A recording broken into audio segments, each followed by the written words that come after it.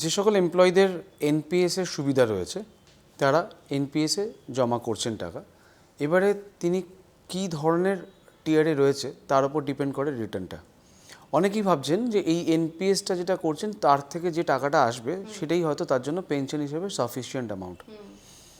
আমি প্রতিনিয়ত ক্যালকুলেশন করতে গিয়ে দেখছি যে একটা কিন্তু গ্যাপ তৈরি হচ্ছে। কেমন? আবারও সেই ব্যাক ক্যালকুলেশনে যেতে হবে যে প্রত্যেকের খরচ কিন্তু মাসের আলাদা আলাদা, প্রত্যেকের কমিটমেন্ট আলাদা আলাদা।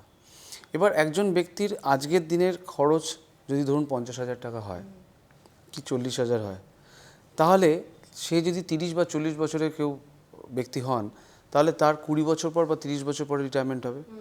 সো এই 50,000 টাকার যে খরচটা সেটা কিন্তু বেড়ে 3 গুণ বা কিছু ক্ষেত্রে 4 গুণ অবধি হতে পারে।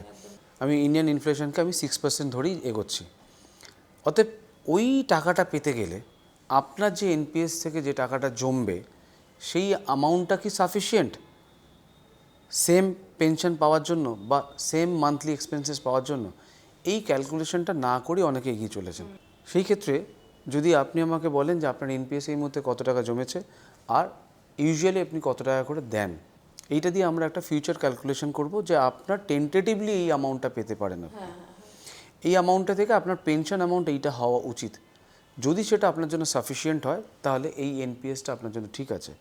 আদারওয়াইজ যেমন চলছে এনপিএস চলুক, তার সঙ্গে প্যারালালিও আপনাকে একটা ইনস্ট্রুমেন্টকে চুজ করতে হবে যেটা কিনা আপনাকে তখন একটা সাফিসিয়েন্ট মান্থলি ইনকাম জেনারেট করে দেবে।